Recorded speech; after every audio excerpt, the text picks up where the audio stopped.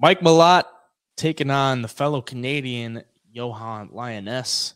Plus 200 for the Lainesse, minus 200 for proper Mike Malott. Over under set at 1.5 rounds, minus 110 for the over, plus 110 for the under. Welterweight fight here, 4-1-1 for Mike Malott, 4-1 for Yohan Lainesse. Mike Malott coming off the knockout victory over Mickey Gall, which was a thing of beauty, and it was his debut. So, I mean, he kind of made a little bang there. That was back in April of last year, so nearly a year off for him. I mean, he hasn't really been super active throughout his career. I mean, he made his pro debut in 2011, and it is now 2023. So 12 years, he's got 10 fights. Training out of Team Alpha Male, so a good camp there.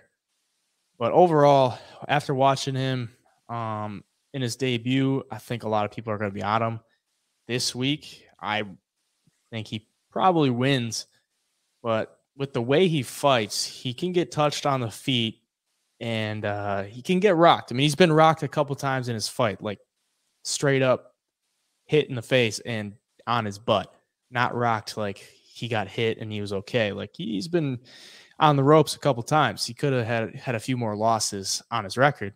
He's got super clean hands though. That's the thing. Like he's got great placement.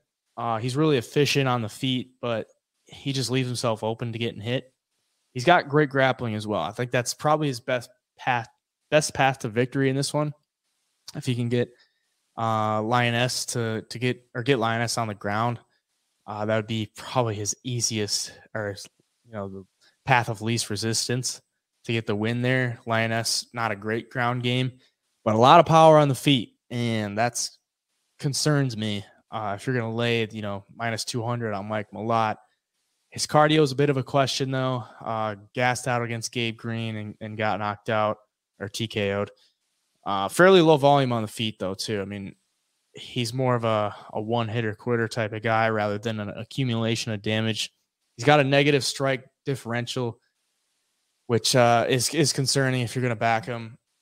I never like to back a guy that has a negative strike differential, but for him, it just takes one, and that's kind of the story here. So I don't know that I could get behind him a lot at minus 200. Maybe, as the week goes on, if I like it as the week goes on, I might throw it in a parlay or something. But maybe a submission prop, Mike Malott by submission, is something I'd probably look at for sure. What are you thinking?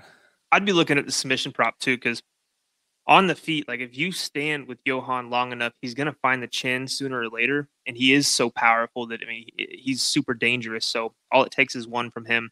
I hate that negative differential with the striking for Yohan, because if he just had more output and had more volume, I think he could knock a lot of people out.